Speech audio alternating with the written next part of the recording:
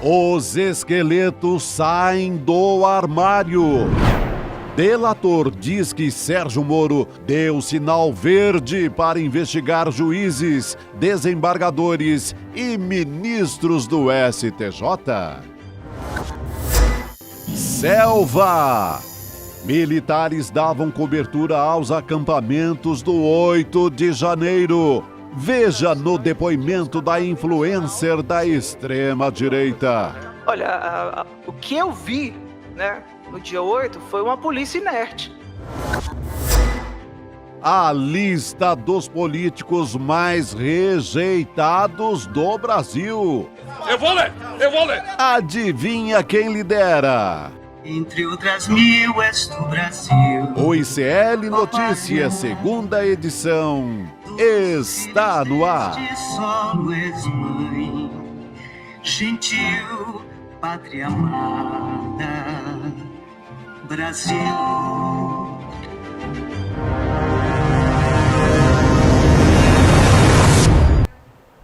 Olá, boa noite. Seja muito bem-vindo, seja muito bem-vinda. Hoje é quinta-feira, véspera de sexta, 28 de setembro de 2023. ICL Notícias, segunda edição, está no ar, nos canais do Instituto Conhecimento Liberta e também Eduardo Moreira no YouTube. Muito boa noite para vocês, meus queridos chicos. Me excluíram hoje do figurino, né? Tá todo mundo aí de vermelho, de vinho, e eu não. O vermelho impera. Eu vim só com o batom, mas o figurino eu fiquei de fora. Boa noite, querida. Boa noite, audiência do Brasil inteiro. A audiência também que nos acompanha pelo canal Com Brasil, rede de televisão pública comunitária disponível em algumas operadoras de TV por assinatura. E também a gente vai falar hoje, antes de dar boa noite para as cidades aqui que nos acompanham, sempre ligadas no nosso chat, já entrando aqui, todo mundo comentando. Temos Sérgio Moro, então, né, documentos revelando que ele corroborou com o acordo de colaboração premiada para grampear e monitorar, até levantar provas contra colegas da magistratura que tinham foro privilegiado e que ele não conseguia chegar ali como juiz federal. Interessante essa história. É o famoso demorou a gente ter, né, esse conjunto de provas contra o Moro. Ele não é bom de prova não, de conseguir prova, mas contra ele... Ele não é bom de prova, ele não é bom na língua portuguesa, ele não é bom na estudo do direito. No Senado, então, meu Deus do céu. Ele é um horror, né? É isso. E a voz dele, ele continua o mesmo, mas a voz dele... Meu Deus do céu. Que maravilha! Vamos dar boa noite também para Santo André, Santos, Brasília, João Pessoa, Carazinho, Itaocara, Touros, Rio Grande do Norte, Criciúma, Marília e Presidente Prudente. Quem é que está de aniversário hoje, Chico Pinheiro? Queremos saber. Olha, ontem a nossa ICL, Caroline Martins, mandou uma mensagem aqui. Não se esqueçam que amanhã é o aniversário da minha cidade, pertinho do lugar onde eu nasci. Gostei que ela se adiantou. Santa Cruz do Sul. Fica a 100 e poucos quilômetros de Santa Maria, da Boca do Monte, onde eu nasci. Embora eu não tenha me tornado gaúcho, que eu saí de lá com 3 meses. Saiu pequenininho. 3 meses, como dizem em Minas Gerais. Boa. Saí com 3 meses. Mas a Caroline... Tem green card de Minas, né, Chico? Tem green card de Minas Gerais. Eu tenho green card de não Minas dá Gerais. para E de dizer São que esse Paulo, homem é eu sou gaúcho. paulistano, com título por lei. Cidadão oficial de São Paulo, claro, com muito orgulho. Boa, você falou, Gabi, de uma cidade muito legal, Touros, onde fica São Miguel do Gostoso. São Miguel do Lindo de Gostoso. praia. São Miguel do Gostoso. São Miguel aí que os touros... Bom, Esse lugar maravilhoso, né? Bom, Santa Cruz do Sul, né, que fica lá bem no centro do Rio Grande do Sul, é a cidade onde o Jair ganhou a eleição, né, teve maioria. Mas tem gente guerreira, resistente, Claro. Sempre tem, né, que não é terraplanista, né, que não nega ciência, que não nega a democracia e que não gosta de festa de Selma. Tá aí, Carolina Martins, parabéns pelos 145 anos Parabéns, de Santa parabéns. Cruz do Sul. Maravilhoso. Sempre que a gente fala isso, vem o pessoal aqui no chat. Eu não me representem. Que bom. é porque Eu não tenho nada a ver com isso. Tem muita gente boa lá. Aliás, tem muita gente lúcida. essa turma, esse voto do sul do país foi fundamental. Diminuiu ali o tamanho da derrota do Lula no Esse Sul. voto de resistência. Esse voto é decisivo também, foi muito decisivo. Bravos gaúchos da escola de Leonel Brizola. Não costearam o alambrado, né? Muito Foi bem assim. lembrado. Muito bem lembrado do alambrado.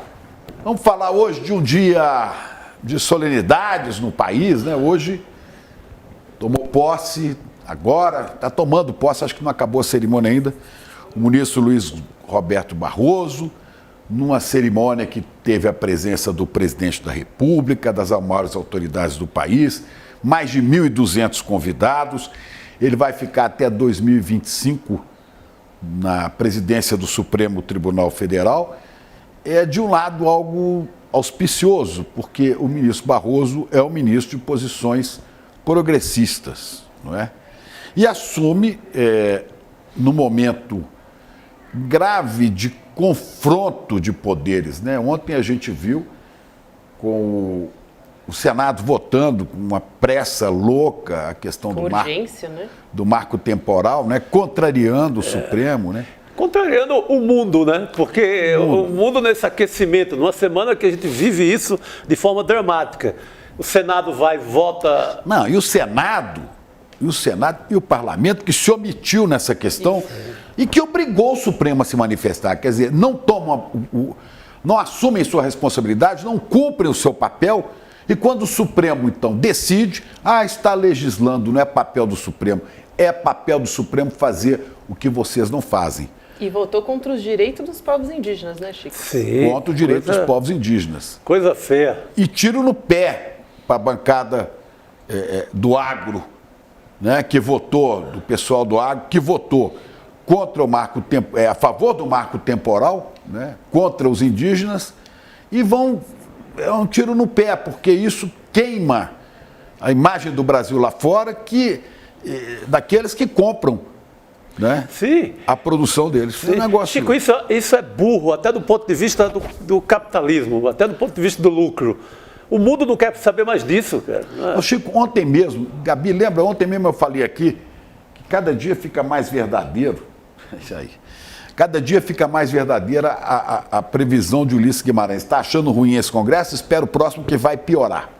Né? Agora estão se mobilizando lá na pauta dos costumes. Bando de hipócritas que está tentando se mobilizar contra as mulheres, contra a decisão da ministra Rosa Weber, porque não votaram, e a ministra Rosa Weber definiu uma pauta importantíssima sobre o aborto. Não é? Estão agora tentando impedir o que também já está definido, o casamento homoafetivo.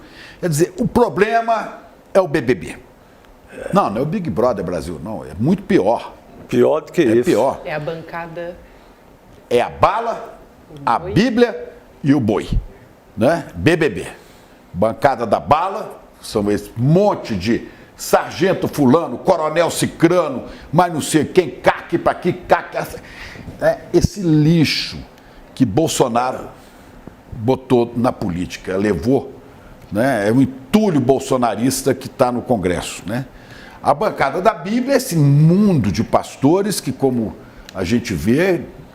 com relação a Jesus Cristo, não tem nada. Se Jesus Cristo estivesse aqui, eles mandavam prender e esfolar. Passam longe de qualquer ideia de Jesus. Reinterpretam a Bíblia, inclusive, a seus próprios interesses. Quem né? falou muito bem sobre isso foi um pastor de verdade, Deu pastor Henrique uma Vieira. aula, aquela fala dele, incrível. E a bancada do boi, que faz, né, bala, Bíblia e boi. Os males do Brasil são. Vamos continuando, né? Nesse contexto todo, e podendo piorar, então o Congresso começa a apertar o Supremo, criando problemas também para o governo Lula, porque ameaçam paralisar as votações, boicotar, bloquear até conseguir as votações, até conseguir aprovar suas pautas retrógradas, reacionárias. E eu digo que o ministro Barroso é um avanço em relação a isso. O presidente Lula já anunciou que vai vetar a questão do marco temporal. Aí vai voltar para eles vão derrubar o veto do Lula e vai para o Supremo, e no Supremo vão perder. E desautorizar também o presidente Lula vai ser uma sinalização importante, né? Dessa queda de braço, né? Se colocam o veto para avaliar e partem para o enfrentamento, aí é outro sinal mais perigoso. Vão comprar duas brigas. Quer dizer, o Bolsonaro deixou duas heranças malditas, né? Uma na economia, que foi ontem, o cara esteve lá com ele, o Roberto Campos Neto, né? Teve ontem com o Lula, disse que está construindo uma relação de confiança. Ó, faça por onde merecer confiança. Sim. De Lula e da sociedade, né? Sem usar essas taxas extorsivas, absurdas de juros. Ele é que tem que baixar a bola para merecer confiança do Lula e da sociedade pensante desse Brasil, não desse mercado nojento ao qual ele pertence e mercado que ele representa lá, né? Então, essa foi uma herança maldita na economia. Na política é esse bando, né? Aí, esse é o Bob Fields III, né? Agora está tentando se compor porque não acerta previsões, né? Traz o seu dinheiro lá do seu paraíso fiscal, né? Da sua offshore. Brasil, põe um onshore, põe aqui dentro do Brasil. É muita esperteza. Esperteza, ele é um cara charmoso, entendeu? Aquela conversa de malandro. Malandro de classe média alta do Rio de Janeiro. Bom, vamos ver, a conversa é essa. Eu estou falando que ele é não. A conversa é essa que a gente tem ouvido. E no meio a tudo isso, eu quero chamar a atenção para dois baianos que brilharam hoje. Irmãos baianos, Maria Bethânia e Caetano Veloso. Vamos falar primeiro do Caetano. Caetano Veloso está fazendo a turnê pela Europa, Itália e tal. E hoje foi recebido por nada mais, nada menos do que o Papa Francisco, né? E Caetano encontra o Papa Francisco, um momento emocionante, né?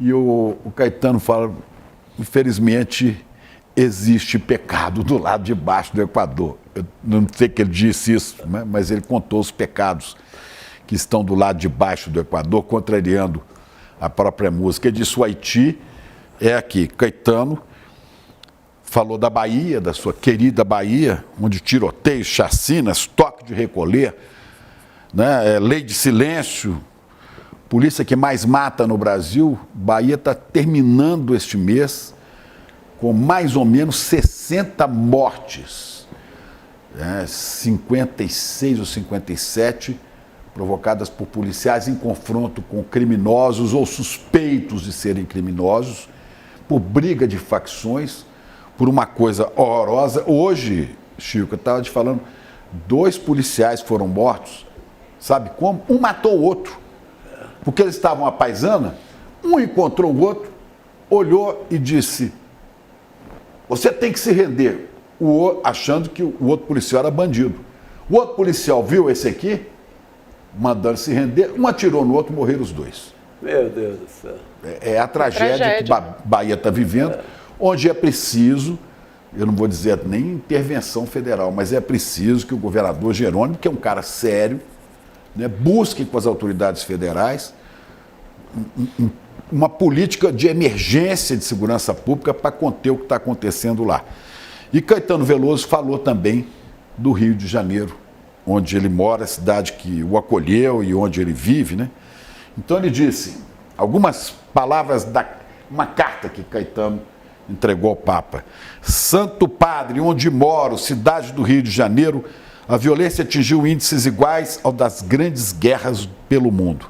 A lista de meninos e meninas mortos por armas de fogo na região metropolitana do Rio assombra. Só este ano 10 crianças morreram a bala. As vítimas têm em comum o fato de terem tido morte repentina, quando viviam seu dia a dia, crianças de idade de 9 a 13 anos, resultado de quê? Da chamada guerra às drogas, está aí. Guerra às drogas. Onde é que está? Até hoje não reduziu o comércio ou o uso das drogas, mas o número de jovens, em sua maioria negros, mortos a bala, não para de crescer. Violência que também toma conta da Bahia, estado em que nasci há 81 anos. Estou assustado ao constatar que apenas nestes primeiros 24 dias de setembro já foram registradas pelo menos 46 mortes. Não, hoje chegou a 59. Bahia lidera o ranking de mortes violentas, né? E da polícia mais letal do Brasil. Isso. Em confrontos com policiais do Estado. Né? Quase 2 mortes por dia neste mês. Diante desta situação de agravamento da violência no Brasil, peço que Vossa Santidade volte o seu olhar e suas orações para o nosso país. Tenho certeza de que a sua mensagem de paz será ouvida no país que tem como padroeira Nossa Senhora Aparecida. Com profunda admiração, meu abraço fraterno e meu pedido de socorro, Caetano Veloso. Enquanto Caetano entregava essa carta ao Papa, são trechos, foram até hoje, até à tarde agora eu tirei dali, foram apresentados trechos dessa carta no programa da Globo News. E, ao mesmo tempo em que isso acontecia lá, a irmãzinha dele, Maria Bethânia, abrilhantava a posse do ministro Barroso, interpretando o hino nacional brasileiro. Olha que beleza. Nossa produção vai colocar aqui o som pra gente ouvir. Maria Bethânia. Ouviram do Ipiranga as margens plácidas de um povo heróico brado retumbante, e o sol da liberdade em raios fulgidos brilhou no céu da pátria nesse instante. Se o penhor dessa igualdade conseguimos conquistar com braço forte, em teu seio, ó liberdade, desafia o nosso peito à própria morte. Ó pátria amada, idolatrada, salve, salve. É por ser pátria amada e idolatrada que a gente sente a dor dos que sofrem nesse país. Aí, parabéns, Bethânia, Caetano, parabéns à Bahia, terra do meu pai, dos meus avós, Bahia, parabéns Santo Amaro de Purificação e Dona Canô. Dona Canô. Deve estar assim, com quem eu almocei um dia na casa dela lá em Santo Amaro. Dona Canô está aí encantada no céu, vendo seus filhos brilhando no Brasil, em meio a tanto sofrimento, mas trazendo tanta esperança. A bênção, Dona Canô. E CL, vamos tocar para frente. Vamos embora. Ainda assim é um privilégio estar vivo e ouvir Maria Bethânia cantar, né? Que coisa maravilhosa, gente. Não, Bethânia, só que a música vira uma coisa maravilhosa. E o nacional é bom, mas ela faz ele muito melhor. Com certeza, com certeza. E aí, vamos começar a falar do nosso cenário político, Chico Sá, Chico Pinheiro? Vamos nessa? Ufa! Por favor. CPI dos atos antidemocráticos. A gente não dorme mais, a gente começa a ver notícias de manhã, vai até na hora de dormir, né? E essa, assim, teve a parte da violência, mas teve ali Bethânia para dar uma maciada. Isso, dá um respiro pra gente, né? Poder começar nosso calma noticiário. Que tem jeito, calma que o Brasil tem jeito. Tem jeito, Chico Sá, muito bom. Hoje a gente teve a CPI dos atos antidemocráticos da Câmara Legislativa do Distrito Federal. E quem que a CPI ouviu hoje? Ana Priscila Azevedo, apontada como uma das organizadoras dos atos golpistas do dia 8. Ela comandava grupos no Telegram com mais de 50 mil pessoas. Ela era uma espécie ali de influencer da extrema-direita, sabe poderosa, como é que é? sim. A gente teve vários assim, né? Na cena do bolsonarismo. E ela está presa desde janeiro. Logo de cara, ela fez uma fala apontando para a responsabilidade dos militares nos acampamentos em frente aos quartéis. A gente vai chamar a Elô para conversar, mas antes eu queria pedir para a nossa produção colocar o vídeo da fala da Ana Priscila para a gente já começar. Achei muito esperta, muito esperta. Na estratégia de defesa, joga para os militares. Essa vai continuar influenciando muito se não cortam as asinhas dela. Mas ela é figura asquerosa durante mas assim, inteligente, vai no... Essa é da turma que representa perigo real. Exatamente. A gente tem o vídeo para colocar? Vamos lá. Bora. Jamais pensei que poderia ser proibida de falar ou que tivesse o brasileiro restringido, além da sua liberdade de expressão, o seu direito de ir e vir. Confesso então que não sabia que estava errando e muito menos poderia imaginar que estava a praticar um crime. Jamais pensei que, ao atender ao chamado de militares, poderia ser marcada e presa, pois até então era a instituição onde a população de patriotas depositava os maiores índices de aprovação. Afinal, os acampamentos ficaram montados por tanto tempo e por todo o país sem ninguém falar nada em sentido contrário. Por isso, ousamos pensar que éramos bem-vindos. Bastaria um soldado raso nos avisar que deveríamos sair, que teríamos ido embora. Ao contrário, vários foram os chamados para que fosse mantida a mobilização popular em favor da manutenção da legalidade, da transparência e das eleições limpas. Sinceramente, acredito que assim pensaram os milhares de manifestantes. Ninguém pensou que estivéssemos fazendo algo errado nos acampamentos. Pois é. Ninguém pensou. Essa, se não ficar muito tempo, sai candidata para deputada do DF nas próximas eleições. Não dá ideia, Chico Sá. Se bem que ela já deve estar com a ideia, já, né? Esse discurso é para isso. Ela faz um trabalho para isso, né? Já está pavimentando. Né? E ela foi notícia hoje, a gente tem que, infelizmente, comentar, né? E vamos, antes de chamar a Elô, ela falou sobre a ação da Polícia Militar do DF também, ao responder uma pergunta do deputado Chico Vigilante, ele que tem feito ali todas as perguntas, né, da CPI. A gente tem o vídeo também dessa fala. Senhora Ana Priscila, como foi a ação da Polícia Militar do Distrito Federal no dia 8 de janeiro de 2023? Em algum momento, os policiais militares deram a entender aos manifestantes que eles também apoiavam a tomada do poder e que eram contra o resultado das eleições e a vitória do presidente Lula? Olha, o que eu vi, né, no dia 8 foi uma polícia inerte, que não fez absolutamente nada. Eu sou nascido e criado em Brasília, já participei de inúmeros atos aqui e tudo mais, e nunca vi a Praça dos Três Poderes desguarnecida, não tinha contingente policial nenhum. Não tinha nenhum, nunca vi isso na história, isso nunca aconteceu. Então, a polícia não fez nada, estava inerte. Os viaturas, os policiais, todos eles parados. Heloísa Vilela. Olha essa frase, coisa mais forte, né? Sim, sim. A polícia estava totalmente inerte. Elô, a gente não está te ouvindo. Agora acho que a gente vai ouvir, né? Daqui a pouquinho a gente vai conseguir ouvir a Heloísa Vilela. A gente está sem o som dela, já temos as imagens. Agora sim, Elô. Tem uma coisa boa, Chico. Candidata ela não vai ser. Viu? Ah, é? Não, ela vai em cana. Vai em cana. Não, eu digo dependendo do tempo da pena. Não vai dar tempo de sair, não. Vai ficar condenada já aí. Elô entra com a gente. 17, 20 anos. Não, se seguir nessa dose aí, a dose da dose, né, que tem sido 14, 17, que é o que ela deve pegar, não vai conseguir. Mas vamos ver o que ela fez no 8 de janeiro? Por favor. Vamos ver o que ela fez no 8 de janeiro. Cadê o som? Aqui é a casa do povo, porra! Acabou, porra! Foto que meu esposo não escuta! Salva, guerreiro, nós vencemos, porra! Aí é Brasil! Aí é Brasil, porra! Deixa de ligar. Nós somos cupins, roedores de mármore! 1, 2, 3.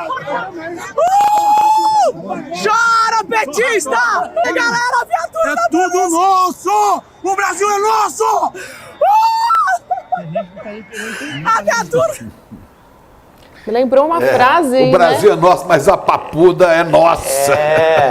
Elô, vamos ver se a gente consegue falar com você agora, querida. Acho que estamos posicionados. Com certeza, mas a papuda Aí, agora nossa. sim. Te ouvimos muito bem. Eu acho, gente, tem duas coisas super importantes nesse material que vocês já mostraram. A primeira delas é que é lógico que ela quer se eximir de culpa, porém ela está falando algo que é o foco dessa CPI, que é justamente a inação da Polícia Militar. Não vamos esquecer que a direção da Polícia Militar do DF está toda presa, e a inação das Forças Armadas, porque ela vai falar mais adiante, que ela saiu do Palácio do Planalto e havia um cordão, ela estava lá dentro do Palácio do Planalto, havia um cordão das Forças Armadas, que ela diz que não fizeram nada. E ela estava lá e ela saiu e ninguém fez nada. Agora, o outro ponto que é muito importante também é a atitude dessa mulher. Ela é de uma prepotência, ela é de uma folga, né? Ela é de uma... Na linguagem carioca, eu não sei se vocês estão me ouvindo, porque eu estou ouvindo o vídeo. Sim, mas ela eu estou ouvindo o vídeo. Ok. tem que tirar o Ela vídeo. na melhor linguagem carioca, ela é de uma marra impressionante. Marrenta. Ela chegou lá achando que ia cantar de galo, que ia mandar no ritmo das conversas, a ponto do advogado volta e meia ter que segurá-la. Então, é bastante impressionante a convicção que ela tem de que ela estava certa, de que ela estava fazendo o trabalho certo. Agora, fica muito claro que ela foi para lá, não foi para fazer uma manifestação, como ela falou no começo, a gente estava lá se manifestando. Ela foi para lá com a intenção, sim, de participar de um golpe de Estado, porque os vídeos dela deixam isso muito claro. Sim, ela comemora, né, Elo? Ela comemora, ela acha que está tudo dominado e que está... Usando a mesma frase do Bolsonaro, inclusive, né? Exatamente. E, não, ela usa a mesma tese do bolsonarismo também na questão de que não tinha proteção nenhuma, entraram porque não tinha proteção alguma, que é para incriminar o Flávio Dino, o governo, nesse sentido. Mas essa parte que ela fala dos militares dos quartéis é importante para a CPI. Aí ela incrimina os caras. Agora, olha, eu não sei. Olha, Chico, só uma coisinha, deixa eu só fazer um adendo aqui. Ela não fala isso, ela não inocenta e tenta culpar o governo Lula e o Dino, não. Porque quem tem a obrigação de barrar essas pessoas é a polícia militar. E quem tem que dar ordem é o governo ibanês, não é o ministro da Justiça, Flávio Dino. Então, ela corrobora o que a gente tem ouvido na CPMI e na CPI do DF, que os culpados não estão no governo atual. Os culpados estão no governo do Distrito Federal e na Polícia Militar. Sim, entendi. Olha, só para dizer uma coisa, talvez você tenha alguma informação, Elo. Ju, aqui da nossa audiência, eu estou vendo no chat, diz o seguinte: o marido dessa Priscila continua fazendo live, trata-se de um psicopata e não entendo por que ele não foi preso ainda. Eu me lembro que tinha um marido metido nesse rolo. Tem, de quem ela se separou. Ela até falou hoje dele na CPI como este senhor. Mas eles trabalhavam juntos, faziam vídeos juntos, circularam muito pelo Congresso juntos. E sabe quem fez aquele vídeo quando o Bolsonaro desataca a Maria do Rosário? Foi ele. Foi o ex-marido dela. Nossa, o cara já estava nessa operação. Separaram, mas quem sabe a papuda os unirá. Com certeza. Vai servir para isso. Nossa audiência aqui, muita gente questionando quem tá furioso aqui. Quem bancou essa mulher? Tem muita gente aqui dizendo isso. Quem é que bancava, né? Tem que chegar aos financiadores, quem são os né? mandantes, quem são os financiadores. Mesmo ela sendo do DF, já estando ali no centro do furacão, alguém bancou esse trabalho dela de influencer, né, ao longo da história. Bancou toda essa corja que estava viajando, chegando lá, acampando em porta de quartel. Elo, nós não estamos te ouvindo aqui. A gente está sem o retorno da Elo de novo, gente. Vamos aproveitar enquanto a gente restabelece o som com a Elo. Vamos assistir o vídeo, porque ela tomou uma invertida do deputado Fábio Félix, do PSOL. Então vamos assistir esse vídeo e a gente retoma a conexão com a Elo Vilela também. A senhora querendo ver o código-fonte, querendo ver a nave espacial, querendo ver o que for. Intervenção militar, intervenção federal é golpe. Nós temos uma eleição, as mesmas eleições que elegeram Bolsonaro, elegeram Lula nesse país. Foram as mesmas eleições que elegeram todos. Então, assim, eu estou dizendo isso porque a gente precisa ter respeito com a democracia nesse país e a gente não pode utilizar esses espaços também como palco de desqualificação. A liberdade de opinião, ela é fundamental. A senhora poderia se manifestar contra Lula, contra qualquer coisa que a senhora quisesse se manifestar. Mas vocês foram além. Vocês chamaram as manifestações de tomada do poder. A senhora fala de tomar refinarias. Não, senhor. Fechar no áudio da senhora. Não, senhor, com licença. Então, não, a senhora vai esperar eu terminar de falar. Quando eu perguntar, a senhora fala. Porque aqui não é o Telegram da senhora, nem o YouTube da senhora, não. A senhora não fala quando quiser. A senhora manda os seus áudios quando a senhora estiver solta. A senhora manda quantos áudios a senhora quiser, mas aqui não. Aqui a senhora vai ouvir também. Porque não é possível a senhora ter feito o que fez, a senhora ter compactuou e vir aqui a essa casa achar que pode falar o que quiser.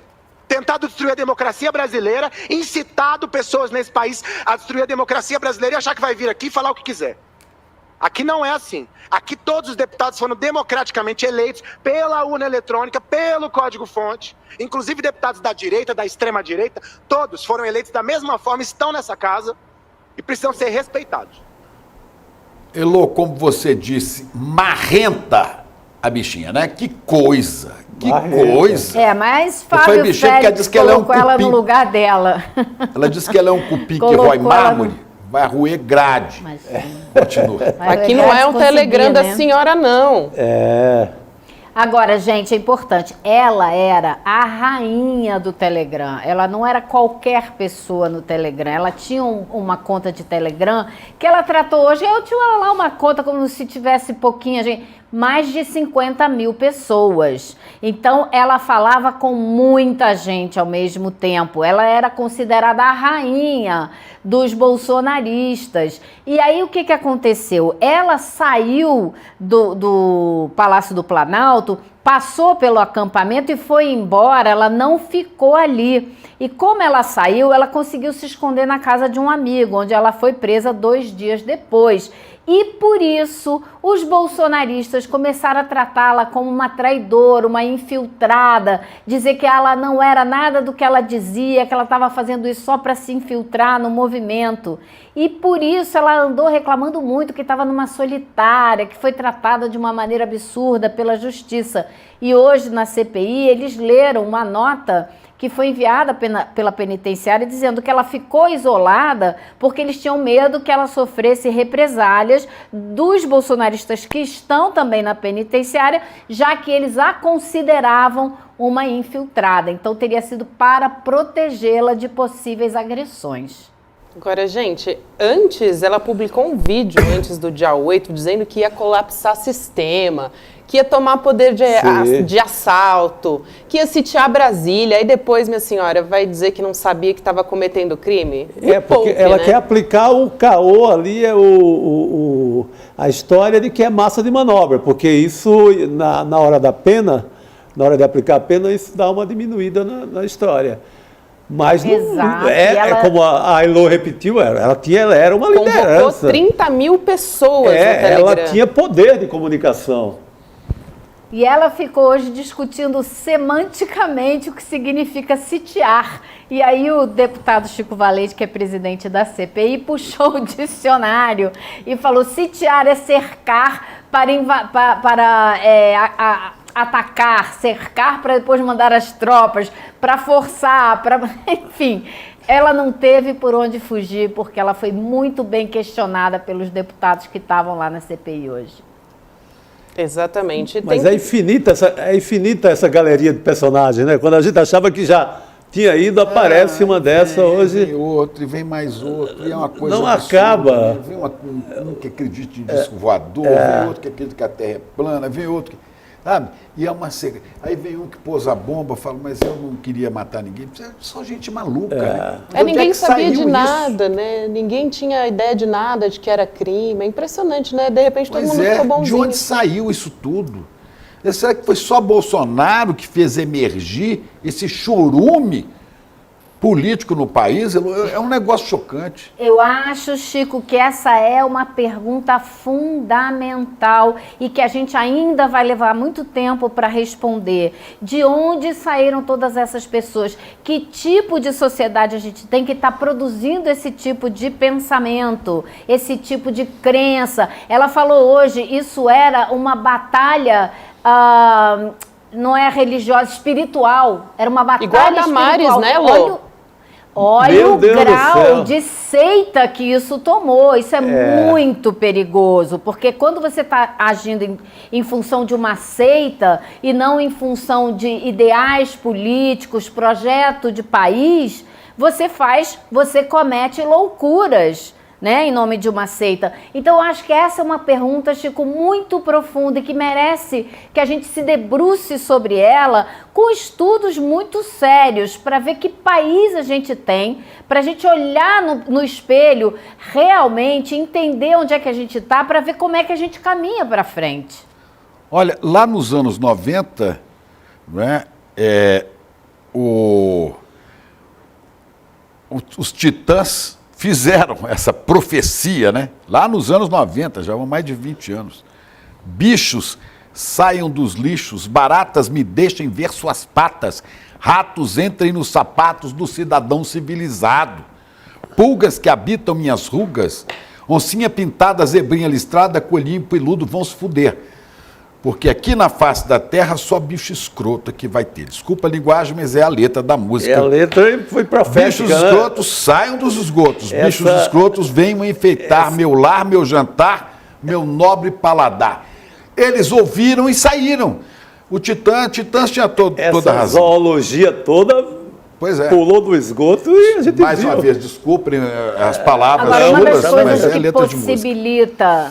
Eu acho que uma das coisas, sem dúvida, que possibilita esse esgoto todo se proliferar é a situação de desigualdade imensa em que a gente vive, né? Se você tiver um país que consegue tratar dessa desigualdade de outra maneira e começar a diminuir essa desigualdade, especialmente a desigualdade econômica, o risco de embarcar nesse tipo de canoa furada diminui, me parece, diminui muito.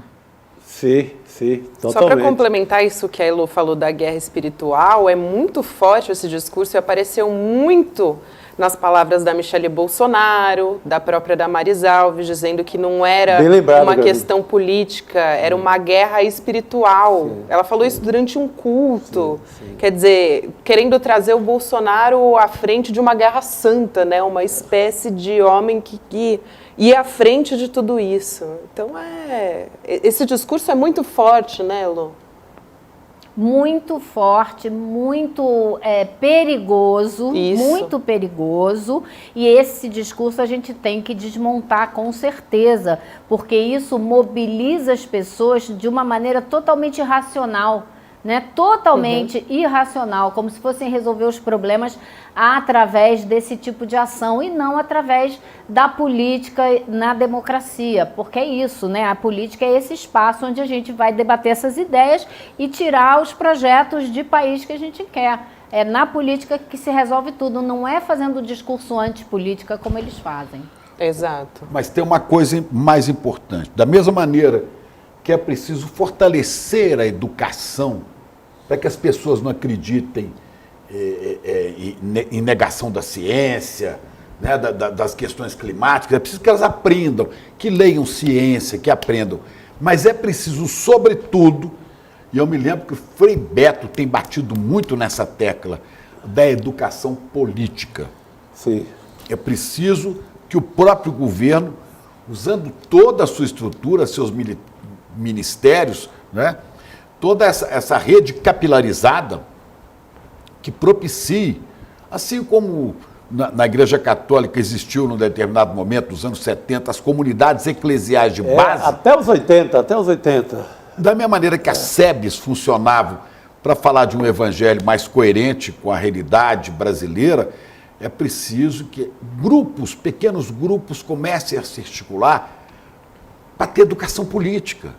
Porque esse pessoal é completamente ignorante. Se não tiver educação política, não vai para lugar nenhum. Mas diante da pergunta de onde veio isso tudo, a gente viveu um cenário que é muito fértil para isso, o cenário de desmantelo em leis trabalhistas, esse cenário ali pós-Dilma, quando o Michel Temer assume, desmantelo geral de sindicato, desmantelo geral de leis trabalhistas, a igreja desse mesmo Papa, só que não na gestão dele, pula para uma igreja, passa a ser uma igreja conservadora, uma igreja muito parecida com o que a gente vê hoje entre os evangélicos. Então, havia um cenário muito fértil para se criar tudo isso. E um fortalecimento das igrejas neopentecostais também, que a gente falou, que tem no livro do Bruno Paes Manso, A Fé e o Fuzil, que se fortaleceu nos anos 90 também. E hoje, novamente, circula vídeo de policiais militares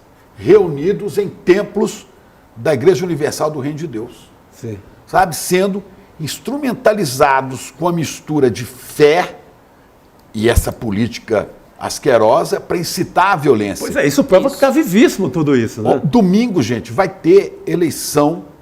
Domingo tem eleição do Conselho Tutelar. Dos Conselhos Tutelares. Silvio Almeida falou sobre isso, né, coisa importantíssima, importantíssima. Mas que, inclusive, nós, todos estão passando à margem disso. E, olha, esses falsos cristãos, porque falsos, como disse o pastor Henrique Vieira, esses que se aproveitam da religião para poder fortalecer suas próprias... doutrinar nesse sentido fascista, para tomar dinheiro das pessoas, para instrumentalizar as pessoas. Esse pessoal está ocupando, está cheio de candidatos. Esses dias eu vi um vídeo aqui do Gregório do Vivier falando desse pessoal. Sim. Como é que eles infiltraram? Estão nos conselhos tutelares, que é onde você vai trabalhar a criança. Essa rede toda eles tomaram conta. Essa rede toda, ela é discutida, essa rede de proteção à criança, essa rede que deveria servir para proteger as crianças e os adolescentes. Uma rede que deveria estar sob o signo do ECA, do Estatuto, que protegeria os adolescentes, está toda na mão deles.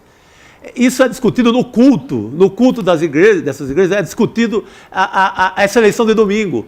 E onde ela aparece no nosso campo? Em lugar nenhum. O campo progressista está silencioso, né, Lu? Não, imagina, eu ia perguntar se a Elô acompanhou também, para ela contar um pouco para a gente como é que foi o discurso do Silvio Almeida nesse sentido, né? Ele alertou para essa questão dos conselhos tutelares, que é bastante importante, né? Sim.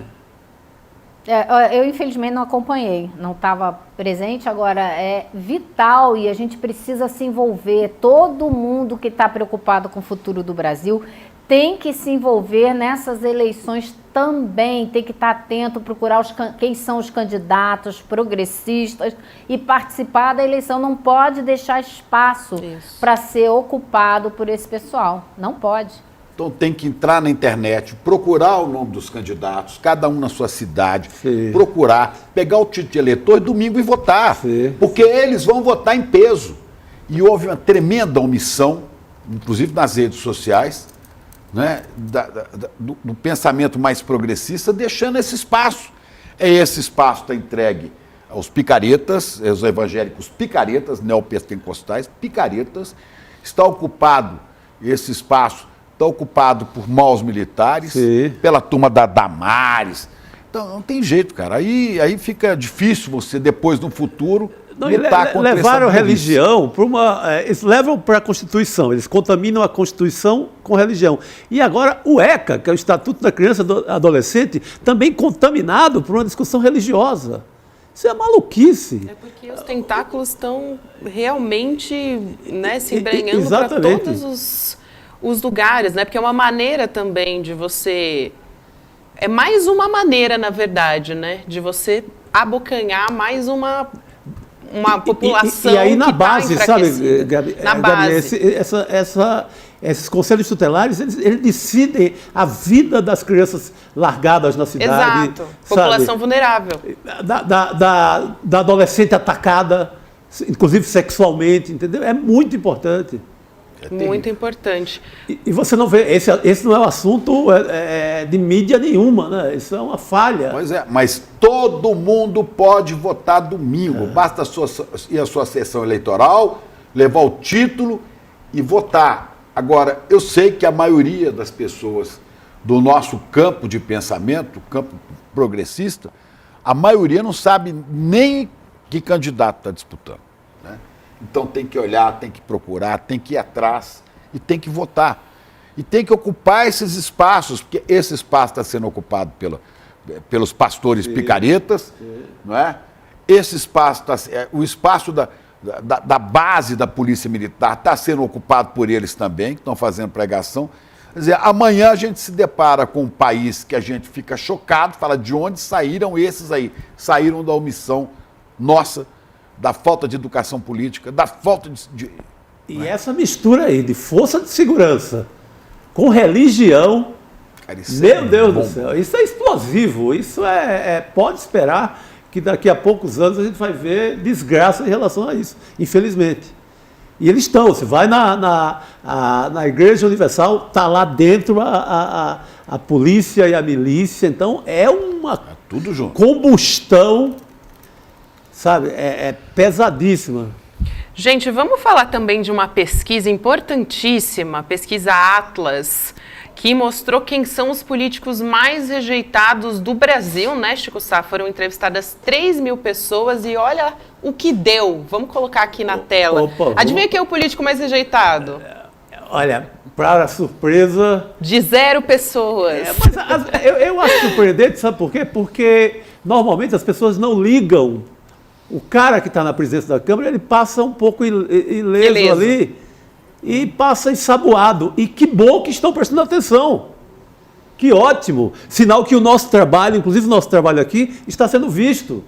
E que bom que ele está com o Arthur Lira está com esse 68%. Agora, sabe o que é triste nisso? Que ele pode até estar com 99%, não vai significar nada. Ele vai continuar tendo o mesmo poder. Está eleito, poder. Tem 4 anos lá, tem mais 2 um e tanto, quase 2 na presidência.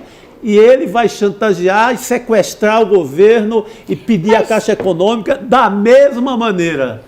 Isso é que é o triste. Mas, Chico, será que isso não serve para nada para o governo, para o presidente Lula, como uma arma assim, para enfraquecer ele um pouco, não atender tanto, porque afinal de contas, olha os índices aqui, você não está lá com essa bola toda junto à população? Será que... Porque a gente está vendo que Lula está esticando a corda com essa história da Caixa Econômica, né? Ele vai fazer com a Caixa a mesma coisa que fez com os ministérios. Demorou ao máximo. Ele não entregou a Caixa agora na reforma ministerial, né? E a impressão que a gente tem é que ele vai enrolar um bocado com essa entrega e suposta entrega da Caixa. Talvez ele deixe isso para daqui uns 2, 3 meses.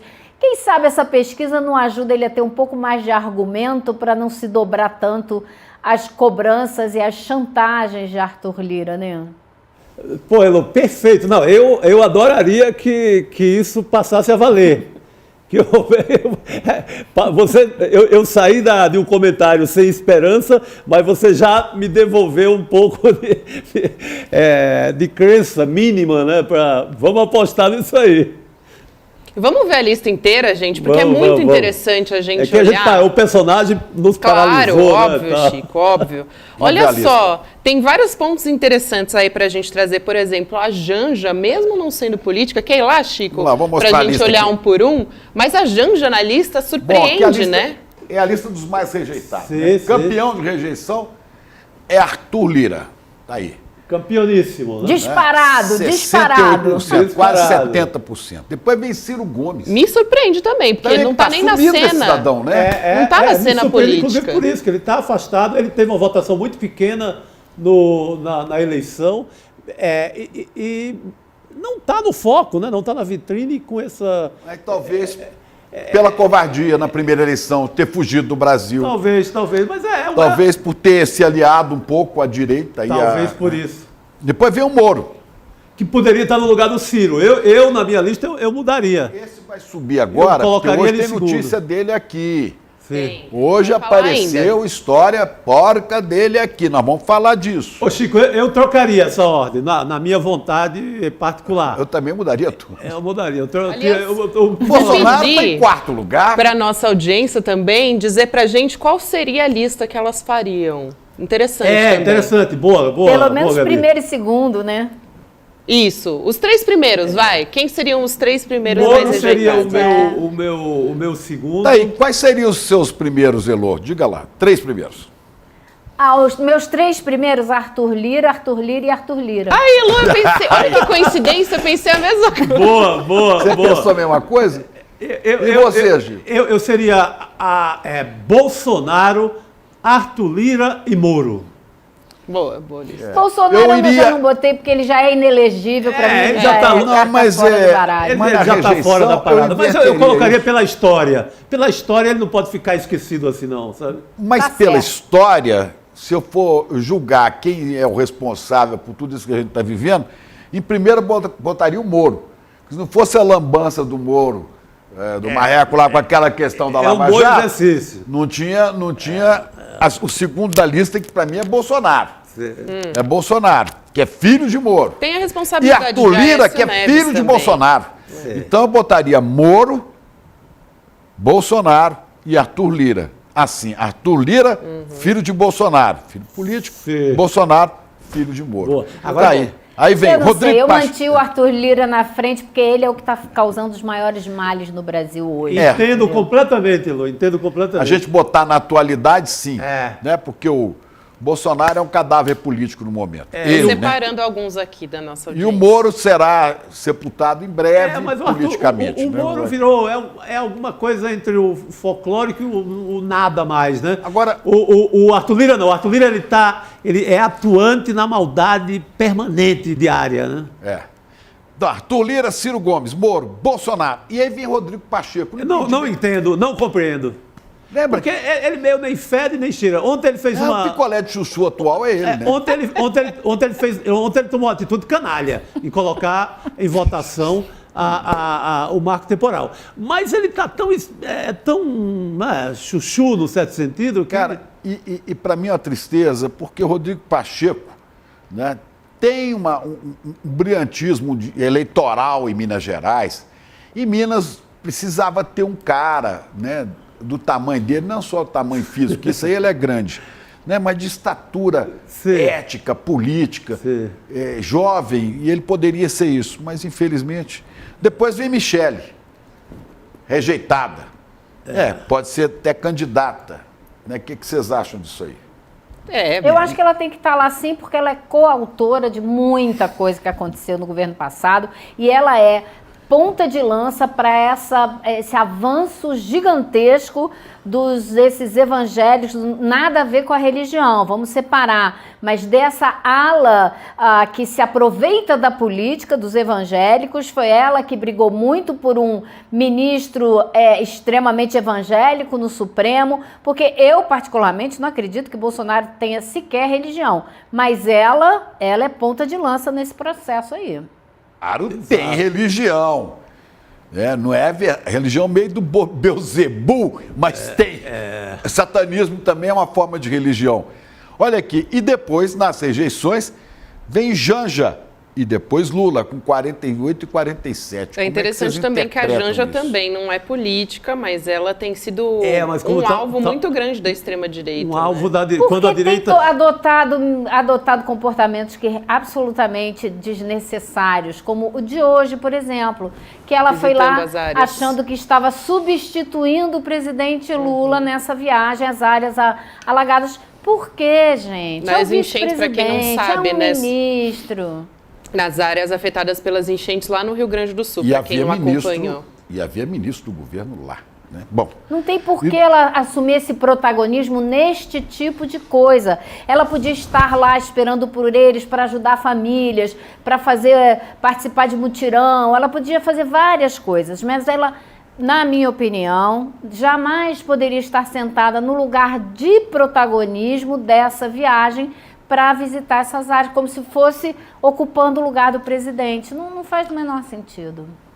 Pois é. Então aqui as nossas opiniões, você que está aí nos assistindo no ICL. Tem muita coisa. Mas o Lula, se você retrocede essa pesquisa antes da eleição do ano passado, quando estava mais dividido o Brasil, ele estaria emparelhado com o Bolsonaro na rejeição. E olha, já está em 8º lugar, e descendo. Ele despenca por conta do bom governo que faz, né? Pois é. Nós temos críticas a vários pontos, mas faz o excelente governo. Mas até o Roberto Campos Neto vai lá, né? Sim. Buscar a confiança dele. Olha aqui. Acho que o governo Lula está está marcando pontos positivos na área econômica, que é o foco do governo, fazer mudança assim que possível na vida das pessoas, no bolso das pessoas que têm menos, e com isso reconstruir a sua força política. E eu acho que é uma estratégia que deve ser observada. Exato. Gabi, você que está de olho aí Nossa, no tem nosso muita coisa chat, aqui, o Chico. que você destaca? Diga aí pra gente. Tem muita gente falando do Tarcísio, que inclusive é o menos rejeitado dessa lista. Que é estranho, né? O que é bastante surpreendente. Filhote de Bolsonaro. Muita gente citando também Nicolas Ferreira, né? E olha só, o Baldo dizendo, pela história, Aécio Neves, Michel Temer e Moro. Ele lembrou aqui de nomes importantes também. A Aécio é peça-chave no começo do golpe, né, gente? Exato. Ele citou personagens que fizeram um mal terrível ao Brasil. Zema também apareceu aqui, Carluxo apareceu. Lira, assim, disparado na frente, Bolsonaro e Moro também. Bolsonaro e Moro aparecem. Agora, sabe o que eu queria saber, e a gente não vai saber agora, se essa pesquisa foi do tipo, tem aqui uma lista de 40 nomes, você escolhe os piores para você, ou se é espontânea. Diga aí quais são os políticos que você mais é diferente, né? Quem vem na sua cabeça, né? Qual foi a metodologia? Eu estranho muito o Rodrigo Pacheco nessa... O Ciro? Ele não aparece em lugar nenhum. O Ele Ciro não é tem estranho, rosto, ninguém sabe o nome dele. O Ciro também, você tá fora assim. Não estou desconfiando da pesquisa, mas o fato de ter o Rodrigo Pacheco no 5º lugar me deixa um pouco de suspeita. Ó, Thalita França diz aqui, eu penso a respeito do Tarcísio, né, governador de São Paulo, que talvez seja pelo fato dele não ser uma figura com expressão nacional tão forte. Pensei a mesma coisa. Nacional, sim, com pode certeza. ser. A tese boa.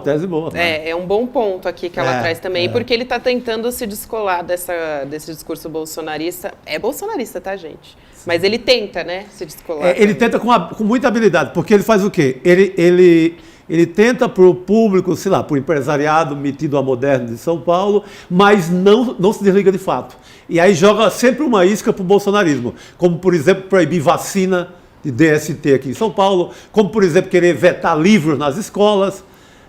Violência policial. Como, por exemplo, fazer violência policial desmedida. Então, ele manda recado, ele não quer perder, não vai perder, ele não quer perder o bolsonarismo dele, que está na alma, está no coturno, está no cacetete, está em tudo que ele possui.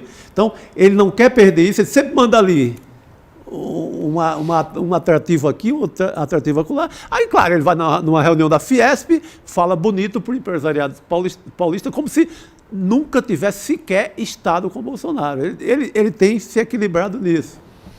E Coisa que também o empresariado paulista não está nem um pouco preocupado se ele é bolsonarista ou não, vamos combinar, né? Eu estou dando um benefício... crédito que eles não sei nem se eles merecem. Um crédito porque por ilusão minha, viu? Pura ilusão, Elô. Mais uma vez você está certo. E só para não deixar de pontuar algo importante da semana, né, sobre o Tarcísio sempre está tentando se descolar do bolsonarismo, mas essa semana a PUC, aqui, Universidade, aqui em São Paulo, fez até um ato como forma de resistência, porque o Tarcísio de Freitas aprovou um projeto de lei homenageando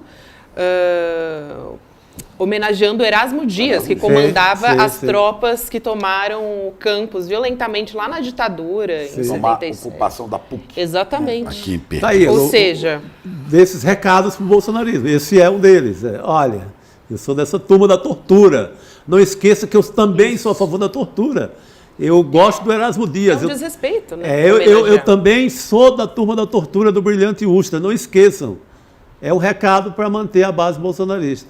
Exatamente. Então, só para não deixar passar despercebido, né? Porque essas coisas, elas são esquecidas facilmente, são colocadas embaixo do tapete. Então, só para lembrar com quem que ele está se aliando, né? A quem que ele homenageia em tempos que a gente precisa justamente remar contra isso, né? Que é tão difícil. Gente, Sâmbia Bonfim nos aguarda. Heloísa Vilela, um beijo grande para você. Ah, não, Elô fica conosco, olha que maravilha. Aí, maravilha. podemos ficar. Sâmbia Bonfim. Deputada Sâmbia Bonfim. Sol de São Paulo. Boa noite, deputada. Obrigada por aceitar nosso convite. Boa noite, eu que agradeço pelo convite. Tudo bem, gente? Boa noite, querida. A gente estava falando agora há pouco, só para não perder a oportunidade, né, a respeito dessa pesquisa, deputada, não sei se você teve a oportunidade de acompanhar aí nos bastidores, a gente estava falando de uma pesquisa sobre a reprovação dos políticos, né, e Arthur Lira aparece ali com 68% de reprovação na liderança dessa lista. E eu queria aproveitar e te ouvir a respeito disso, né? Até que ponto a gente pode ter, Chico Sá comentou isso, até que ponto a gente tem realmente algum retorno em relação a essa pesquisa, porque na real o Arthur Lira continua mandando, desmandando, né? Fazendo chantagem com o governo federal, então até que ponto a gente tem algum retorno quando a gente tem essa lista dos políticos mais rejeitados do Brasil? Acho que é uma percepção correta, assim, da sociedade brasileira sobre quem é o Arthur Lira, né? Não vi a fundo essa pesquisa, mas, de fato, ele é um chantagista, né? As coisas só são aprovadas aqui na Câmara depois de um processo muito intenso de achaque contra o governo. Hoje, essa semana mesmo, por 2 dias, não teve pauta no plenário. Quando teve, foi uma pauta muito reduzida, por conta das declarações do Lula sobre Caixa Econômica Federal, porque ele disse que enquanto não resolver os espaços no governo, na verdade não lotear com o partido dele e os demais partidos do Centrão, ele não colaboraria com a tramitação dos projetos que são prioritários não só para o governo, mas para a sociedade, né? A gente está falando, por exemplo, de um projeto que prevê a taxação dos super ricos, como das offshores, por exemplo, algo que é fundamental para tentar corrigir um pouco, né, as desigualdades tributárias no Brasil. Mas o cara tem muito poder, né? Ver a eleição dele para presidente da Câmara foi o recordista de votos da história, partidos de direita, partidos de esquerda, partidos de centro. Espero que na próxima, né, com os próximos candidatos que se apresentarem, seja possível encontrar um nome que não tenha essas características e que não seja esse nome de suposto amplo consenso, porque isso dá mais poder a ele do que devia, né? Então, essa rejeição dele talvez explique um pouco disso. Mas também, como eu disse, não vi a fundo, mas eu acho que há motivos, assim, olhando por cima, há motivos. Elô? Deputada, a senhora vê no ritmo em que as coisas estão, com esse loteamento, e isso vai dar mais dinheiro para irrigar ainda mais o reduto eleitoral dele, alguma chance de reduzir um pouco esse excesso de poder do Lira até o fim do mandato dele? Não é esse o caminho que está se tomando, né? Ao contrário, é o caminho de maior fortalecimento do papel dele, e ele também tem uma relação muito forte com algumas outras lideranças políticas de outros partidos. Então, a força dele se multiplica quando ele cria esse clã em torno dele, os blocos que se organizam na Câmara, mesmo que não sejam do PP, que é o partido dele, também passam pelo crivo dele, a divisão de poderes, de cargos, então é muito, muito difícil. Deveria ter um processo de articulação desde já para se pensar nesse processo de sucessão, um nome alternativo que não seja fruto da escolha dele, da decisão dele, porque Elô sabe bem, circula bem aqui pelo Congresso Nacional, né? O nome do Elmar Nascimento já é cantado como um sucessor quase automático do Arthur Lira, que é de outro partido da União Brasil, mas que vai ser a continuidade do desenvolvimento dessa mesma lógica, né? De fazer poder e fazer dinheiro também, essa aqui é a verdade. Então, o ideal seria que desde já outra discussão estivesse sendo feita, mas não vejo esse caminho, não vejo esse debate.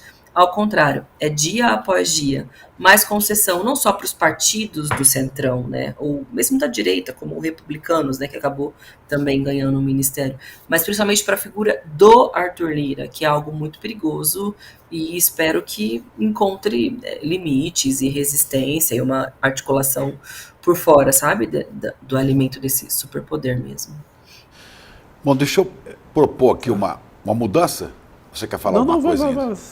Não, porque ontem, sem votação do relatório final, né, terminou de forma melancólica a CPI que esses fascistoides inventaram para tentar criminalizar o MST. Melancólica, que me fez lembrar, até deixei guardado aqui, me fez lembrar o Reinaldo Azevedo, que postou no Twitter: ninguém assistiu ao enterro da última quimera. Augusto dos Anjos. Augusto dos Anjos. Só em gratidão essa pantera, né? Foi minha companheira inseparável. É isso, ninguém assistiu ao enterro da última quimera da CPI do MST. Não tinha o que investigar. Foi um vexame. Os valentes foram com tanta sede ao pote que não conseguiram disfarçar a natureza do que faziam. Era só tentativa de antecipar campanha eleitoral. É uma pena não ter dado tempo de chamar o movimento para, entre aspas, explicar as quase 40 mil refeições distribuídas a desabrigados no Rio Grande do Sul. A propósito, hein? A Frente Parlamentar da Agricultura fez e tem feito, nesse caso, o quê? Obrigado, Reinaldo, por me dar esse texto aqui, né? E fica o comentário para a deputada. Diga. Também quero agradecer ao Reinaldo por esse texto, e eu só lamento que não tenha tido uma última sessão, que é justamente para fazer esse questionamento, né? O Zuco, presidente, ex-presidente agora da CPI, também é do Rio Grande do Sul. E não articulou todo o poderio que ele tem com o agro local, com os latifundiários, para garantir a alimentação para as pessoas que estão desabrigadas e sofrendo muito com as enchentes que agora tomou conta de várias regiões, né, infelizmente, do estado do Rio Grande do Sul. Enquanto isso, o MST está lá distribuindo marmitas, refeição todos os dias, e até o governador Eduardo Leite, que de longe não é simpático ao movimento, não é um militante de esquerda, até ele reconheceu, fez uma visita e agradeceu, assim como todo o povo brasileiro. Mas o fim dessa CPI foi dramático, era quase o Titanic afundando, assim, a gente ouvia aqueles violinistas no fundo, sabe? Quando a gente assistiu a coletiva de imprensa que eles deram. Porque mesmo ali, você vê como que é a lógica do bolsonarismo, da extrema-direita, né? Muitas fake news. Eles chegaram a dizer que eles tinham maioria, condição de aprovar o relatório. Então a pergunta que eu faço é, por que não aprovaram? Porque o presidente da CPI é quem tem a prerrogativa de chamar as sessões, botar a pauta que ele quiser, que aliás foi o que eles fizeram desde o início da CPI. Eles só aprovaram os relatórios que eles queriam. Eles tinham a presidência, tinham a relatoria, tinham a maioria dos membros, e tinha uma pauta que para nós não era uma pauta tão simples de lidar, né? Porque a gente está falando de um movimento social que faz ocupação, que tem métodos radicalizados, então não necessariamente a sociedade ficaria do lado daqueles que estavam ali na CPI defendendo o MST. Mas eu acho que ali foi um misto de incompetência muito grande por parte deles, assim, muitas atrapalhadas, falta de estratégia. Eles são muito violentos, muito autoritários, então foi isso que a sociedade acabou vendo da CPI, violência política de gênero contra mim, contra outras parlamentares, excessos e violências também nas diligências, invadindo o barraco, que é a moradia dos acampados, dos assentados, um show horrível, trazendo pessoas inventando mentiras sobre o movimento. Não apresentaram nenhuma prova sobre absolutamente nada, mas o jogo virou principalmente quando eles extrapolaram muito das suas prerrogativas de uma CPI e tentaram usar a CPI também para achacar o governo. Começaram a chamar ministros, entraram numa disputa local de Alagoas entre o Arthur Lira e o Renan Calheiros, tentando constranger as pessoas que são ligadas ao Renan Calheiros a virem na CPI. Quando eles perderam completamente a mão de algo que já não estava mais sob a condução deles, o jogo virou completamente na CPI. Líderes de partidos que não são de esquerda, né, que são ali do Centrão, mudaram os membros, e no relatório final, que ele nem tentou botar para aprovar, porque não ia ter condição, ele, além de propor indiciamento de muitas lideranças do movimento, ele também tentava criminalizar parlamentares oriundos do MST, como é o caso do deputado Valmir, ou mesmo meu, que não tenho relação orgânica com o MST, mas que por ter sido encontrado um adesivo meu dentro de um dos barracos de um assentamento que eles visitaram, seria um suposto crime. Que crime que é esse, entendeu? Estranho seria se encontrasse o adesivo meu na casa de um latifundiário, de um exportador de madeira, que são os que financiam as campanhas deles. O povo, o movimento social costuma votar mesmo, de fato, em candidatos e candidatas de esquerda. Enfim, foi um papelão, foi, como diz no cinema, um plot twist no meio do transcorrer dessa narrativa, e a gente ganhou a CPI na prática, porque teve um efeito reverso, que foi o MST já é muito conhecido, né? Mas ele se tornou ainda mais conhecido, acho que principalmente para uma geração mais nova, porque eu sou do Pontal do Paranapanema, eu me lembro muito, na década de 90, quando eu era criança, as grandes marchas que o MST fazia, que os assentamentos da região hoje são fruto desse momento, né? Mas é todo talvez um gap geracional, assim, para entender de fato que é um movimento que foi ganhando outros contornos, que agora tem um papel social muito importante, produção de orgânicos, tem um debate muito forte sobre a temática ambiental, enfim, né, um movimento ainda maior, mais maduro, mais robusto. E popularizou, tornou mais conhecido, tornou os parlamentares que estiveram ali naquela CPI também mais fortes, de algum modo, porque foi um desgaste físico, um desgaste emocional ficar ali naquela CPI, era horas ouvindo besteira, absurdo, mas acabou bom pra gente, melhor ainda pro movimento, e um vexame completo pro Salles, pro Zucco. O Salles se tornou réu no meio do processo, o Zucco responde na PGR por violência política de gênero, a FPA, que são os ruralistas tradicionais aqui da Câmara, não respeitam nem essas pessoas que estavam ali, de alguma forma, tentando prestar algum serviço para eles. Eu acho que eu nunca vi uma atrapalhada tão grande assim aqui na Câmara, sabe? Ainda bem. Deputada, parabéns pelo... Você quer falar, Elô? Vai em frente, Chico. Não, vai em frente. Tá. Obrigado, querida. Deputada, parabéns pelo teu trabalho na comissão, né, na CPI. Você foi, inclusive, por aquele momento em que você enfrenta o réu-lator, né, o famoso réu-lator. E ator. Réu-lator. E mau ator, né? E péssimo ator. Mas eu queria te perguntar como é que a senhora está vendo esse enfrentamento agora, principalmente ontem, a partir do Senado, do Parlamento contra o Supremo. Você que está aí no calor da história, como é que tem visto esse enfrentamento, essa afronta, né? De maneira, digamos, de certa maneira, violenta, né? Chamando uma votação do marco temporal em cima da hora, faz uma votação relâmpago, sim, clara missão de afrontamento. Como tem visto essa história? Eu acho que a extrema-direita quer se vingar do Supremo Tribunal Federal pelas decisões corretas que tomou a partir da tentativa do golpe de Estado do 8 de janeiro e por ter sido um poder que, enfim, acabou equilibrando um pouco as forças durante os anos de governo Bolsonaro, quando ele tinha aquelas tentativas, declarações golpistas, mirando o Supremo justamente para que estabelecesse, né, um fechamento do regime, a imposição da sua própria lógica de Estado. E também porque o Supremo Tribunal Federal, sob a presidência da ministra, agora, né, ex-presidente do Supremo, Rosa Weber, ela teve muita coragem de pautar temas que são muito caros para esses fundamentalistas, né? A legalização, aliás, a descriminalização do porte de drogas, que depois se restringiu para maconha, o próprio marco temporal e agora, mais recentemente, o voto favorável à ADPF 442, que é aquela que visa descriminalizar o aborto no Brasil. Então, eu acho que é uma combinação de interesses. De descredibilizar o Supremo Tribunal Federal, que atuou bem nos casos golpistas no Brasil, e também uma resposta à chamada pauta de costumes, de direitos, na verdade, né? Que eles avançam e aí dizem que estão superando as prerrogativas, né? Extrapolando as prerrogativas, sendo que é, sim, papel do Supremo averiguar se as questões são constitucionais quando o Supremo é provocado. Eu acho que só vai aumentar, vai haver uma escalada de confronto entre a extrema-direita do Congresso Nacional e o Supremo Tribunal Federal, uma disputa de interpretação. Eles tentam coletar assinatura para criar uma espécie de voto que pode revogar as decisões do Supremo. Não é simples conseguir assinaturas para uma PEC como essa, mas estão se articulando em torno disso, já estão coletando assinaturas aqui na Câmara e no Senado. Eu acho que o clima dessa temperatura vai acabar subindo, sabe?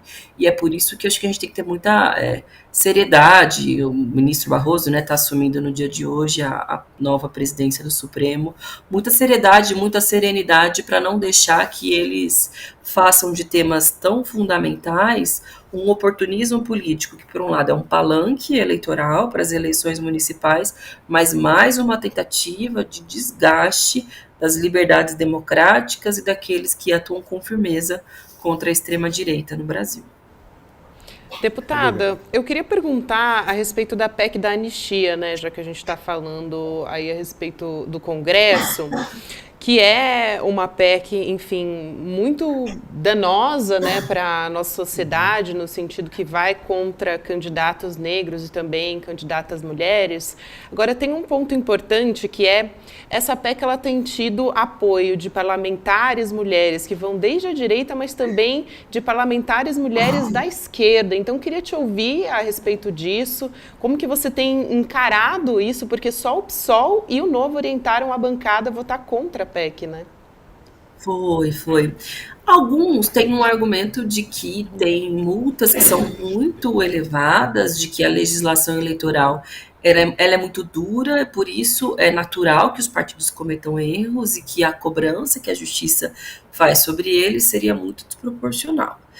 Mas fato é que boa parte dessas multas são multas sobre essa temática de gênero e de raça. Claro, há uma série de irregularidades na utilização desse dinheiro público, do fundo eleitoral e do fundo partidário, mas boa parte diz respeito a essas regras que nós mesmos votamos e que depois aqueles que não cumprem, na maioria das vezes de propósito, fazem uma autoanistia. Então, por que vão cumprir? Qualquer regra que a gente vote, parece que não importa, porque depois os próprios partidos vão se perdoar de não pagarem essas multas milionárias. Qual que é o prejuízo disso para a sociedade? É só olhar o que é o Congresso Nacional. São 17% de mulheres, se eu não me engano, não é menos de 15% de negras e de negros aqui dentro, e isso tem reflexo nas pautas que são debatidas, na forma como é debatida e na violência política de gênero. E eu acho também, concordo, é lamentável que tenha parlamentares mulheres que sejam favoráveis a essa PEC. Boa parte delas ou são muito pressionadas pelos presidentes e lideranças partidárias, ou porque elas também são presidentes e lideranças partidárias, e acabam falando mais em nome de uma defesa corporativista, empresarial, política, né, do seu partido, respondendo em nome disso, do que da causa que, no limite, nos favorece também, né? Imagina, ter tempo reservado de TV para mulher significa que eu tenho a certeza de que eu vou aparecer na televisão, assim como os candidatos homens, e por aí vai, mas é um corporativismo que se expressa em cima de algo que é machista e é racista. Agora a PEC está meio travada, né? Tá não vai, porque ali também tem a sugestão de reserva de vagas, e aí alguns partidos são contrários a isso, mas fato é que houve um desgaste político muito grande, muita pressão da imprensa corretamente, pressão de entidades, e por enquanto não tem data prevista novamente, né? Quer dizer, foram adiadas 2 vezes a votação da PEC 9 na comissão especial e por hora está suspenso. Pode ser na semana que vem ou pode não ser mais, porque eles também não têm pressa para aprovar a PEC 9. Não precisa ser agora, não tem um prazo, eles podem aprovar essa anistia depois, o que é uma vergonha. Talvez estejam apostando nisso também, né? Deixar a poeira baixar, o desgaste passar, mas a gente vai seguir aqui pautando esse debate porque repercutiu bem e tem que repercutir. Toda vez que tratar de temas assim, tem que ter a devida repercussão mesmo. Só uma coisa antes de terminar, acho que Elô tinha uma pergunta para a Sâmbia, né, Elô?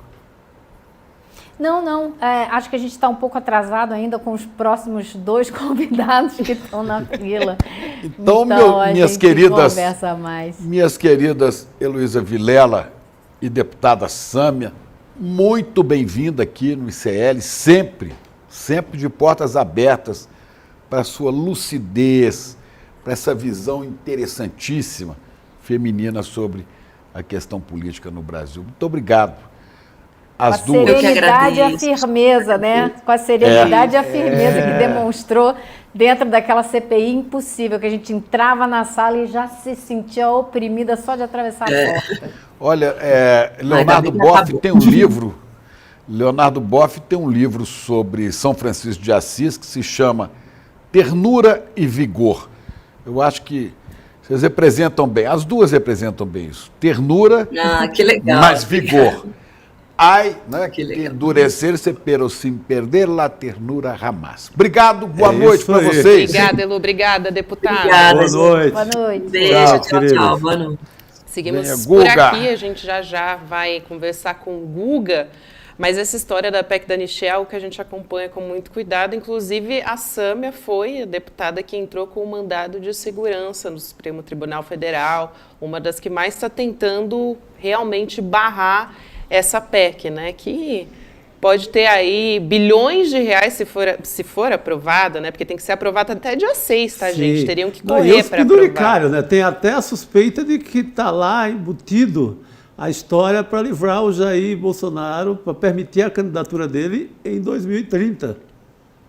E, Chico, então, tem várias, assim, na letra várias fina. Pegadinhas. Tem várias pegadinhas. Amanhã tem até em detalhes a respeito disso. Como aquela compra roubada na letra corpo 6, né, pequenininha, que você não lê depois. Permitiria os partidos até se candidatarem só homens. Só candidatos homens. Quer dizer, nem as laranjas, né, que é um fenômeno que a gente tem da política para colocar as candidatas mulheres só para... Ao vindo desse congresso que tem isso, não espere nada que preste, nada. Chefiado por Lira, então, nada. É o que a gente tem. Dureza. É dureza mesmo, mas a gente vai continuar acompanhando e, como eu disse, teria que ser até o dia 6 para conseguir aprovar essa pauta, então teriam que correr pra caramba com isso. Me parece que não vai ter força política para conseguir passar essa PEC, até porque teria que ser até o dia 6, porque tem que valer para as eleições do ano seguinte. Sim, tem que ter um ano antes na aprovação. Exato. E também porque as contas, né, são avaliadas pelo TSE com atraso. Sim. Então, bilhões de reais poderiam ser perdidos aí, não ser analisados, porque aí seria perdoado, né? Quer dizer, o parlamento coloca as regras, depois aprova regras para acabar com tudo, né? É realmente legislar em causa própria. Vamos chamar Guga Noblar para conversar com a gente? E aí, Guga? Olha o homem! Aê, que chique! No trono! Que beleza! Reinando onde estava a Heloísa Vilela. Ainda estamos sem o som de Guga, quer dizer. Temos Guga chiquérrimo, mas ainda não temos a voz de Guga agora entre sim. nós. Já agora apareceu temos. a voz dele. Agora temos. Agora vi a voz. Olha, eu falei o seguinte, boa noite, estou aqui no trono que a Elo estava, claro, não tão elegante quanto a Elo, porém estou aqui no trono da Elo, sim, no trono da gente aqui de Brasília. A equipe aqui de Brasília agora tem esse ambiente maravilhoso, que a Elo, claro, estava aqui agora há pouco fazendo esse trabalho maravilhoso dela. Eu vou tentar ficar à altura da Elo, vamos lá. Boa, garoto. Você sempre está à altura. Agora, olha, vamos falar sobre mais uma bomba contra Sérgio Moro, Chicos. Sérgio Moro. O Moro, hein? Vamos trazer esqueleto no armário. É por aí. Presidente, o que a gente teve de novidades de Sérgio Moro? O que aconteceu? Não falando de mim. É até difícil, né, Chico? Não dá para chegar no tom, né, Chico? Não dá. Tem que ficar muito marreco para falar assim. Não tem como. Gente, o que a gente teve de novidades? Documentos que estavam até então sob sigilo na 13ª Vara de Curitiba revelam que Moro corroborou um acordo de colaboração premiada, previa grampear, monitorar e levantar provas contra colegas dele, tá? Da magistratura paranaense. Essa colaboração, no caso, era do ex-deputado Tony Garcia, que enviou esses documentos para o STF, informação da jornalista Daniela Lima, nossa colega do G1 da Globo News. A Daniela, que tem dado furos sensacionais lá na Globo News. Tem uma turma boa lá, nosso amigo Guedinho, né? A Sadi e a Daniela, mas parece que o Moro está se encrencando cada vez mais, né, Guga? Diga aí. Pois é, Daniela maravilhosa, dando essa notícia que também já estava sendo explorada um pouco antes dela por parte aí da mídia chamada progressista. O Tony já estava contando essa bola, né? Dizendo que ele tinha sido usado como uma espécie de projeto piloto da Lava Jato para fazer esse tipo de ação que fere os limites constitucionais da atuação de um juiz, né? O Sérgio Moro mandou o Tony Garcia cumprir cerca de 30 missões. Algumas delas eram grampear magistrados, juristas, desembargadores do Paraná, ministros do Superior Tribunal de Justiça, do STJ, ou seja, gente que estava fora da jurisdição do Sérgio Moro, gente que tem foro privilegiado, que não estaria sob o alcance de investigações de um juiz federal. E mesmo assim o juiz Sérgio Moro pegou este Tony Garcia, que estava encrencado aí numa história do consórcio Garibaldi, e propôs a ele uma delação. Ele tinha sido condenado, ele foi condenado a 6 anos, acabou só pegando o serviço comunitário por conta dessa delação que previa, portanto, que ele agisse dessa maneira criminosa, portanto criminosa, né? Grampeando quem não deveria grampear, assumindo uma série de missões que o Sérgio Moro mandava ele fazer. Uma delas era, inclusive, resgatar um grampo que tinha sido feito contra o Sérgio Moro. O Sérgio Moro tinha sido grampeado por um advogado que teria repassado informações sigilosas para o Tony, para esse ex-deputado estadual. E aí o Sérgio Moro, quando soube disso, pediu para o Tony dar um jeito de grampear esse advogado para resgatar com ele esse grampo que tinha sido feito contra o Sérgio Moro. Então o Sérgio Moro, portanto, estava chantageando, não estava agindo como um juiz, estava agindo como um chantagista e atuando em benefício próprio. É isso que a defesa do Tony Garcia está dizendo e está pedindo, inclusive, para anular agora todos esses acordos que foram feitos com o seu cliente. Olha, Guga, a bem da verdade, por justiça, né? Há um protesto generalizado aqui no chat, que o furo é do Joaquim de Carvalho, nosso colega do 247, porque o Tony Garcia foi entrevistado por ele já há algum tempo e disse tudo isso. Ele fez várias matérias, várias reportagens. Mas o furo de hoje não é exatamente sobre essas denúncias.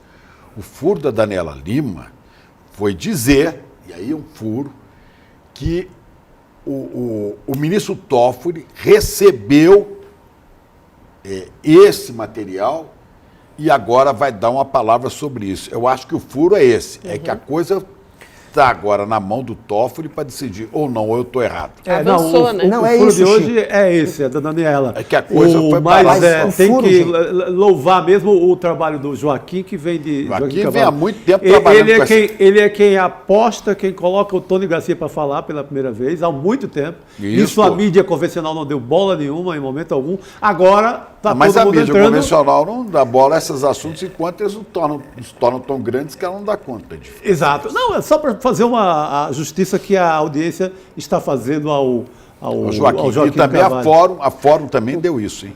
Fora do Renato Rovai. Então, o furo é o seguinte, que o Tony, de fato, já tinha dito isso tanto para o Brasil 247 quanto para a revista Fórum. O que a Daniela conseguiu foi os documentos que estavam sob sigilo de delação. O acordo de delação do Tony Garcia, ele ficou sob sigilo por quase 20 anos, estava sob sigilo desde 2004, Sérgio Moro colocou sob sigilo. E agora, enfim, por conta do Eduardo Apio ainda, quando era juiz, né, da 13ª Vara, ele foi afastado, ele retirou o sigilo. Os documentos pararam ali com o Dias Toffoli e agora vazaram para a Daniela. Então ela está comprovando o que o Tony já tinha dito, portanto, para o Brasil 247 para a revista Fórum. Aquilo está comprovado no acordo de delação. O acordo de delação foi firmado de fato. Essa é a grande novidade. Ela teve acesso a esse documento sigiloso, que até então era sigiloso, que deixou de ser depois do Eduardo Apio e que está sob posse do Dias Toffoli. O que mostra que o furo de hoje é também muito importante a Daniela, né? Dando sequência a uma história que já vinha correndo na 247 e na Fórum. E eu peço para contemplar todo mundo que é real. Claro. Né? Agora, com relação ao cidadão, eu faço questão aqui de pedir licença ao Eduardo Bueno, Peninha, para dizer o que ele merece dizer aqui, ó. Canalhas! Canalha! 1000 vezes canalha! É isso. É isso. Levou o país inteiro para um buraco, para a escuridão, para o atraso, para o fascismo, né? Começa aí. E vai pagar por isso. Vai pagar com mandato e depois, quem sabe, com a papuda também. E ele respondeu, viu? O Moro respondeu da matéria. Ele disse o seguinte... Tony Garcia é um criminoso que foi condenado com trânsito em julgado por fraude e apropriação indébita. Ele também disse que a acusação é infundada e que não existem essas gravações, foi o que ele disse. Ou seja, se ele acha o Tony Garcia bandido, ele estava associado a bandido. Se ele acha isso. Estava fazendo sociedade do crime, né? Se ele julga assim o Tony Garcia, porque ele estava em conluio com o Tony Garcia. Por isso, Chico, porque ele precisava de alguém que cometesse crimes também. Alguém que fosse lá e grampeasse um desembargador cujo a lei não permitiria. Ele precisava de alguém que atuasse dessa forma aí, de uma maneira meio que subterrânea. Ele precisava de um criminoso para poder grampear os outros. Portanto, ele atuou em conluio com um criminoso, alguém que tinha informações privilegiadas. Delação só parte de criminosos, isso é óbvio.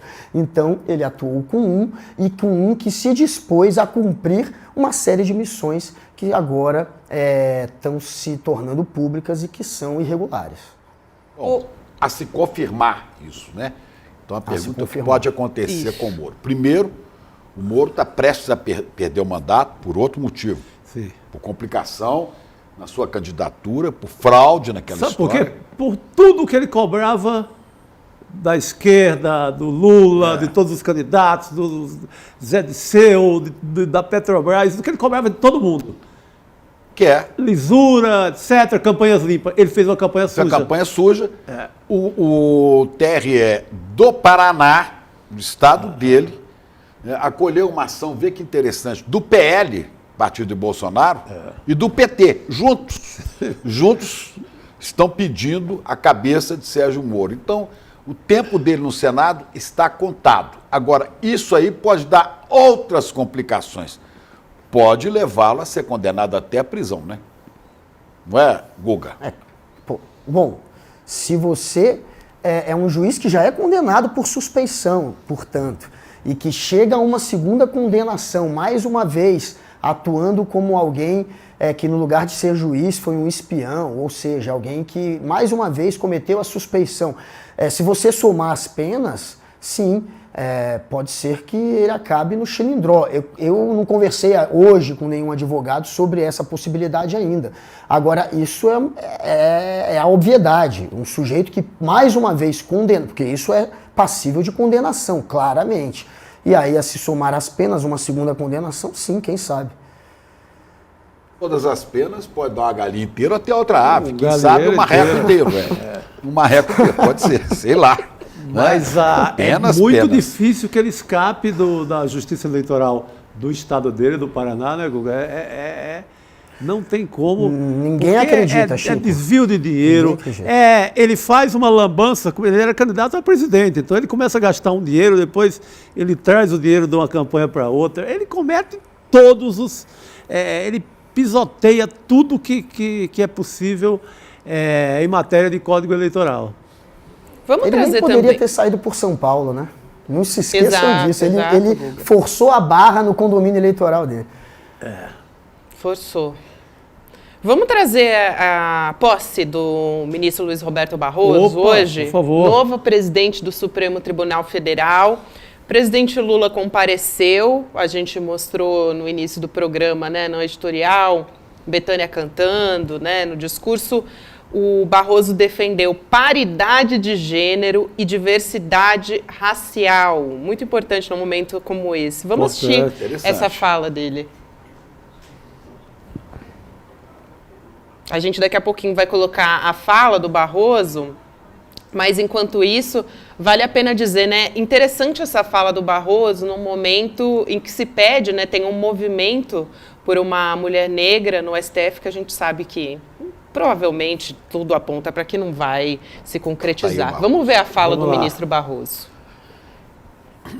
Há quem pense que a defesa dos direitos humanos, da igualdade da mulher, da proteção ambiental, das ações afirmativas, do respeito à comunidade gay, da inclusão das pessoas com deficiência, da preservação das comunidades indígenas, há quem ache que todas essas causas são causas progressistas. Não são.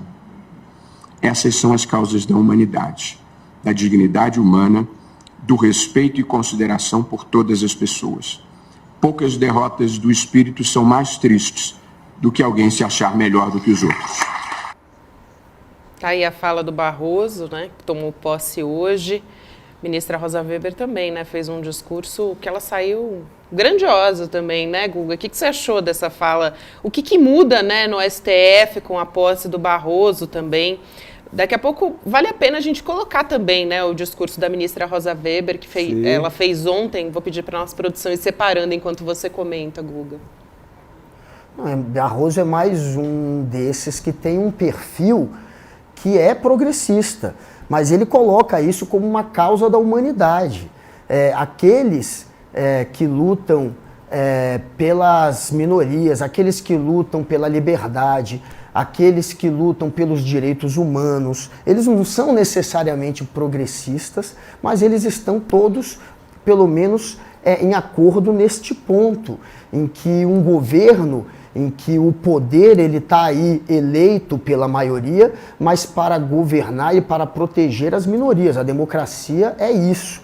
E é esse o discurso que ele fez hoje, um discurso de apoio à democracia. E a democracia vai além dos progressistas, mas como a extrema-direita do Brasil ela tenta polarizar sempre, a extrema-direita mundial tenta polarizar sempre, eles criaram essa imagem de que esse tipo de discurso em favor da igualdade, das minorias, dos direitos humanos é um discurso da esquerda. É muito bom para a esquerda isso, mas isso é um discurso que, enfim, faz parte daqueles todos que prezam pela democracia, vai muito além só dos progressistas. E ele fez um discurso hoje de união, um discurso em favor da democracia, até por conta do momento que a gente vive. A gente teve aí as voltas com um governo neofascista que tentou, de fato, dar um golpe de Estado. Então, é um discurso que marca ponto e que mostra que agora a gente tem, enfim, os três poderes caminhando juntos, pelo menos, né, nesse ponto da defesa aos valores que regem a democracia, que são os direitos humanos, a defesa das minorias, enfim, todo esse discurso que ele fez. Foi muito importante ele mostrar isso, ele levantar essa bandeira e mostrar que os poderes estão unidos depois desse período aí que a gente passou com a democracia em risco na mão do Bolsonaro. Então, é uma maneira de unir e de passar recado, um recado que a sociedade inteira agora está absorvendo, está entendendo. Eu acho que o Brasil está começando a tentar caminhar para um lado que não é mais só o do nós contra eles. Inclusive, ele usa, né, isso no discurso. Ele fala em algum momento que a sociedade não é nós contra eles. Eu não sei se é exatamente essa palavra, mas ele vai nessa direção. Então é isso, é um discurso de união, é um discurso de resgate aos valores da democracia, e ele segue mais ou menos a mesma linha da Rosa Weber. Eu não vejo tanta diferença nesse ponto.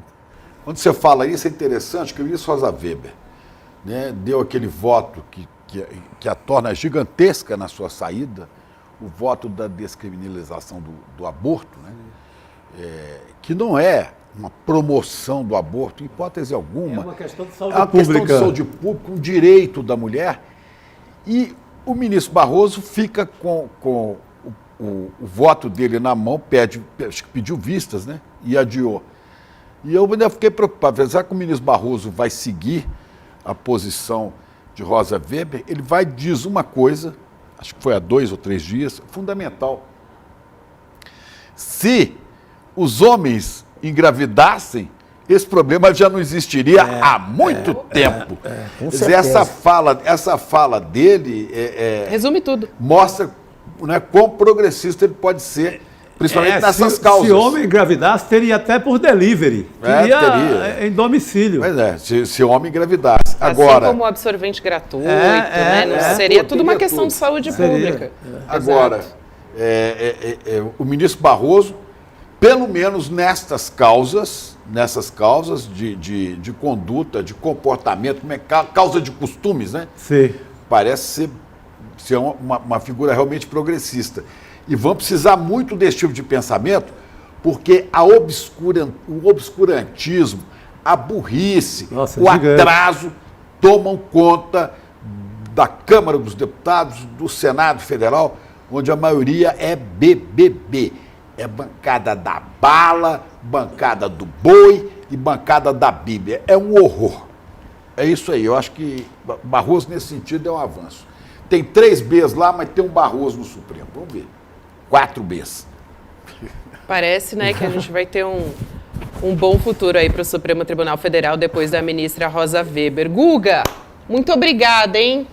Por mais um dia, véspera de sexta. Vamos nessa. De sexta, hein? Graças a Deus, amanhã será sexta-feira. Ficou bonito aí no estúdio, Guga. Cheio. Adorei esse estúdio. Volte sempre. Tamo junto, Beijo, galera. Guga. Muito bom, gente. Daqui a pouco a gente vai chamar a Elô de novo, porque hoje é o 6º e último episódio da série especial do ICL Notícias, feito pela Heloísa Vilela, sobre um dos maiores desastres ambientais em áreas urbanas do mundo, tá? Não só do Brasil, mas do mundo, que foi em Maceió, Alagoas, cometido pela empresa Braskem, de mineração e petroquímica. Sempre reforço aqui, em todos os episódios, toda essa série que trouxe a Elô, de que foram 5 bairros afundados e mais de 50 mil pessoas desalojadas. Essa informação que a gente tem, ou seja, se fosse São Paulo, Rio de Janeiro, imagina o escândalo que seria. Se fosse esse buraco no Leblon, aquelas casas todas depenadas, imagina a confusão. Grande mídia toda cobrindo, todo mundo. Parava tudo, parava o país. Imagina só se fosse, mas foi em Maceió, né? E na matéria de hoje, o impacto desse desastre sobre o patrimônio histórico e cultural de Maceió. É o que a gente vai acompanhar a partir de agora.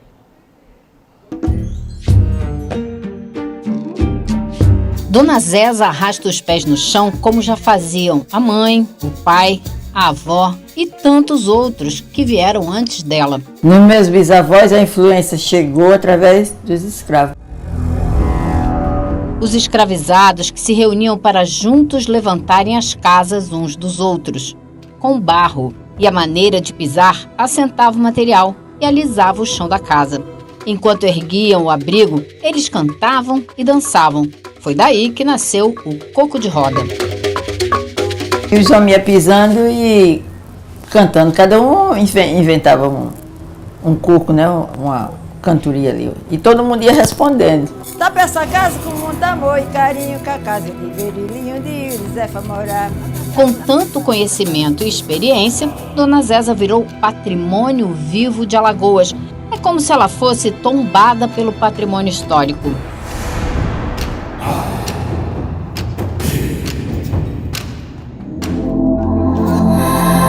Mesmo assim, vive aqui, num canto do bairro Bebedouro, um dos 5 mais atingidos pelo terremoto que a Braskem provocou em Maceió. Aqui é um bairro antigo. Ele é, inclusive, pelo plano diretor de Maceió, uma ZEP, que é uma Zona Especial de Preservação nível 1, que é o rígido. Rígido é aquele que não pode sofrer alterações. Dá para imaginar o que isso significa para o patrimônio histórico de Maceió?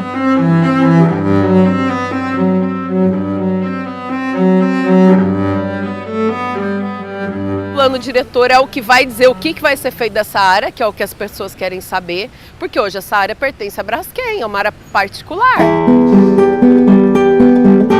Adriana é professora da Universidade Federal de Alagoas. Lidera o grupo de pesquisa sobre patrimônio, memória e história da cidade. E só aqui no Bebedouro tinha grupos de coco de roda, grupos de quadrilha. Se você pegar a cadeia produtiva da quadrilha, por exemplo, e do coco também, né? É como o Carnaval do Rio de Janeiro, é uma coisa do ano todo. Né? Eram grupos que usavam os espaços públicos para ensaios. Então essa praça, ela era lotada de gente dia e noite, 7 dias da semana. O desastre da Braskem rachou a alma da cidade. O espaço físico, ele é o suporte material para que essa cultura que a gente chama de imaterial, que é intangível, que são os conhecimentos, para que eles aconteçam. E esses conhecimentos, eles estão dentro da memória das pessoas, né? Zeza do Coco é uma pessoa que detém aquele conhecimento, né? Do canto, da embolada, do coco de roda. Só que para esse grupo dela acontecer, para as danças acontecerem, precisa do grupo, né? Que precisa do espaço físico. O espaço da Dona Zeza hoje é um risco. Uma noite assim de televisão, você vê uma coisa instalando, que nem pipoca. Quando eu amanhecer que eu olho, a parede lá de cima a baixo. Ainda assim, Dona Zeza do Coco quer ficar no Bebedouro, na casa que comprou há mais de 40 anos, e quer continuar ensinando a arte que nasceu da construção solidária de casas de barro. Uma tradição que a Braskem partiu e a mestra alagoana não permite que morra. Eu posso sair do coco, mas o coco não sai de mim. Então, para não sair de mim, não sai.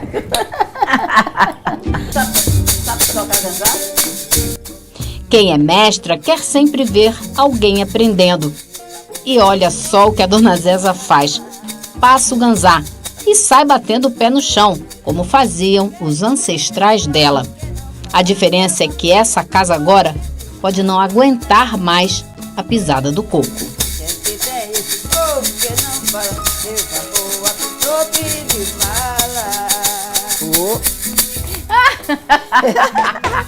Atrapalhei muito? Não, tocou no ritmo.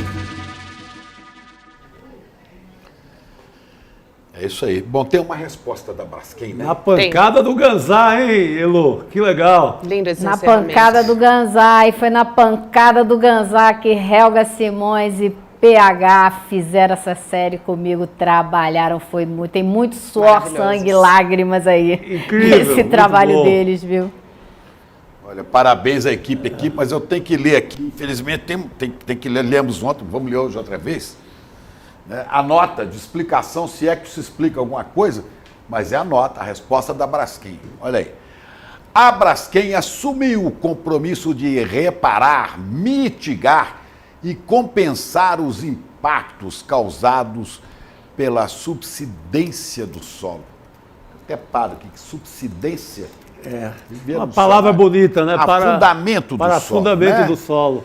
Tendo assinado diversos acordos com as autoridades competentes nesse sentido. A extração de salgema foi totalmente encerrada em maio de 2019 e a Braskem vem adotando as medidas adequadas para o fechamento definitivo dos poços de sal, conforme plano apresentado às autoridades e aprovado pela Agência Nacional de Mineração, a ANM, especificamente quanto ao abalo sísmico registrado em 2018, não é possível correlacionar com as atividades de mineração. Isso aqui é a explicação da Braskem diante dos fatos óbvios, ululantes, berrantes, que Heloísa trouxe para nós na matérias valiosas. Né, Heloísa? A gente tem que dar a nota da Braskem, a gente tem que dar o outro lado, o direito dela se defender das acusações que caem sobre ela, mas também a gente não pode deixar de comentar que ela faz duas afirmações nessa nota que são preocupantes. A primeira é a última da nota, que ela, de fato, até hoje não admite que o abalo sísmico foi provocado pela mineração, coisa que empresas de análise nacionais e internacionais afirmam. E a outra é que ela fala ali da retirada, do fechamento das minas, que realmente é preciso fechar essas minas para estabilizar o solo em cima. Mas ela está tirando areia das praias de Maceió para fazer isso. E ao fazer, imagina a quantidade de areia que ela vai precisar tirar para tapar essas minas todas. Então já existe uma preocupação enorme com o problema ambiental que ela está causando em Maceió agora, ao tirar a areia das praias, ou seja, tentando literalmente tapar um buraco criando outro. Deus vai resolver um crime ambiental, comete outro. E eu lembro sempre, Elô, e repito aqui, a propaganda que eles fizeram no Big Brother Brasil desse ano, falando de lindas soluções ambientais para o país. É essa empresa. Que levantou a ira da população, reacendeu a ira da população com essa história toda. Exato. É impressionante, realmente. E se tornou, né, Elô, a maior proprietária de imóveis de Maceió, né? A Braskem também. Ela se tornou proprietária dessa área toda que está abalada. Então, ela nos ganhou contratos um prêmio, de indenização, em vez dela pagar uma indenização, ela deu algum dinheiro em troca da posse dos imóveis e dos terrenos, o que é realmente inacreditável. Agora, a gente está aqui no aguardo dessa CPI, que parece que vai, dessa vez, parece que vai sair a CPI da Braskem. É questão de dias, dizem os assessores do senador Renan Calheiros, que ele já tem 45 assinaturas, já pode abrir. Então, estou esperando que o Pacheco autorize a leitura. Vamos ver se isso acontece. A promessa é que é para a semana que vem. Vamos ver se vai sair. A Braskem se reuniu no começo dessa semana, aqui no escritório, no gabinete do senador Renan Calheiros, com o senador, com o governador do estado. Parece que ela ficou assustada com essa história da CPI. Vai ter uma reunião lá em Alagoas na semana que vem, na terça-feira, para continuar uma negociação, para que eles indenizem corretamente os moradores, as outras cidades que foram afetadas, a perda de arrecadação, né? Porque a cidade perdeu um monte de gente que iria lá visitar, que não foi, que ficou assustada, enfim. Tem toda uma negociação aí acontecendo. Zelo, a melhor resposta que a Braskem poderia dar não seria essa nota, não. Seria o reconhecimento do estrago feito e a indenização às famílias. Mas aí mexe com o dinheiro deles. Se eles não com o lucro e tal. O que a gente pode ver no futuro breve são condomínios de luxo nessa área vendidos pela corporação.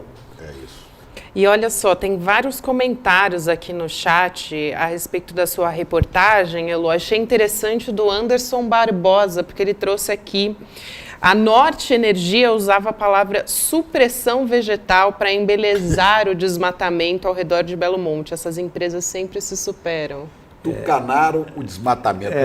Tucanaram. Tucanaram a devastação. Como é que é o nome do negócio? Supressão vegetal. Supressão vegetal. É subsidência do solo, né? Para quem é mais jovem... Diga. Não, por favor, Elô.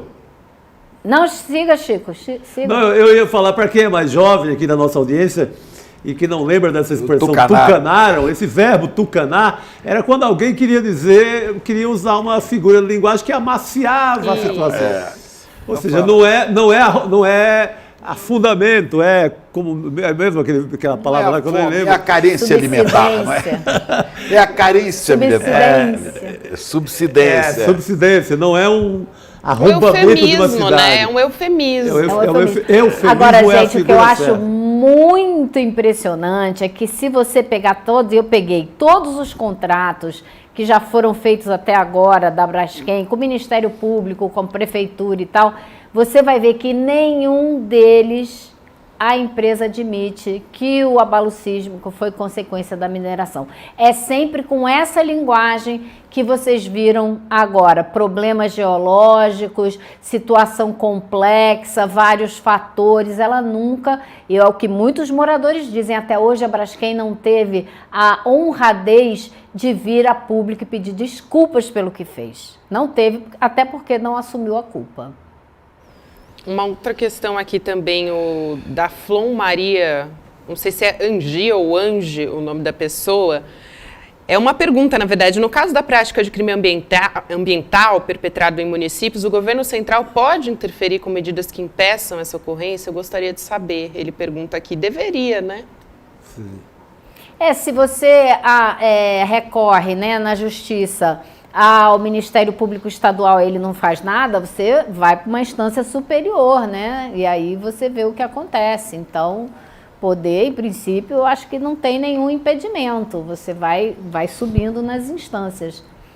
Agora, com essa CPI, a coisa pode ficar mais complicada para o lado da Braskem, né? Pode ficar bem mais complicada.